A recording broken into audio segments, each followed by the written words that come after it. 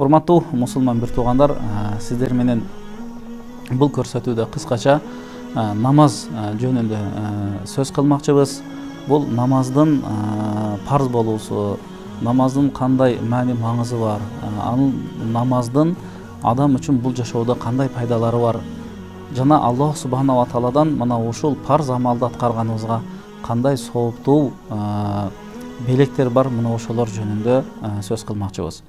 Пайгамбарыбыз саллаллаху алейхи вассалам пайгамбар болуп жиберилгенден кийин ошол Исра Ми'рач кечесинде, бул Исра Ми'рач кечеси пайгамбарыбыз Мадинага көчөрдөн 1,5 жыл мурда ушул окуя болуп, мына ошол Исра Ми'рач пайгамбарыбыз Меккеден Масжидил Аксага, ал жерден анан асманга көтөрүлгөндө, мына ошол жерде 7 кабат асмандын үстүндө бизге мына ушул улуу ибадат, намаз парз болгон.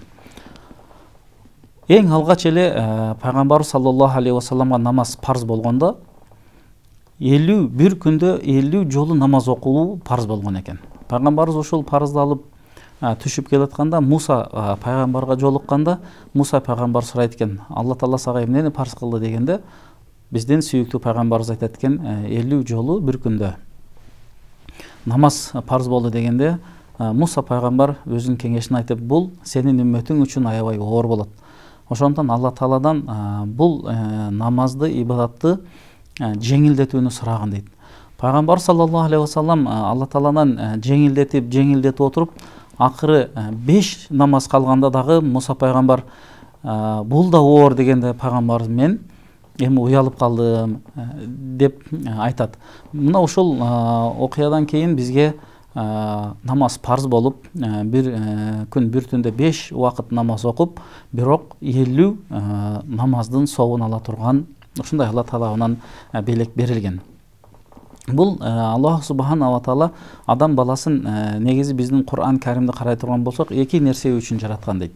Мунун эң биринчиси, эң алгачкысы: аузу биллахи минеш шайтанир ражим. Ва ма халактул инса вал джинна илля лиябудун. Аллах субханала таала Кур'ан Каримде айтат: мен адамдар менен жиндерди бир гана Аллага сыйынуу үчүн гана жараттым дейт.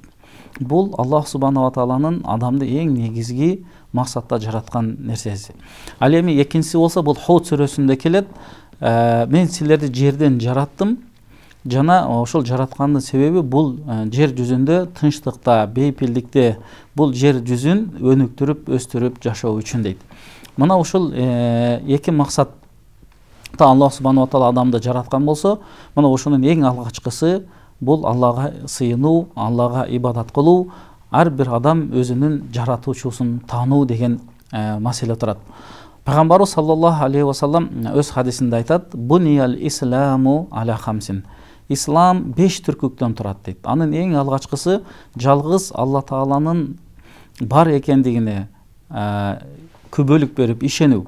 Жана Мухаммад пайгамбар саллаллаху алейхи вассалам Алла Таала тарабынан жөнөтүлгөн пайгамбар экендигине ыйман келтирүү. Ушул Алла Таалага ыйман келтирип, пайгамбарыбызга чыныгы пайгамбар экенине ишенгенден кийин эле экинчи исламдагы эң негизги түркүк бул намаз болуп эсептелинет. Үчүнчүсү орозо, андан кийин зекет, андан кийин мүмкүнчүлүгү болсо ажылык амалдары.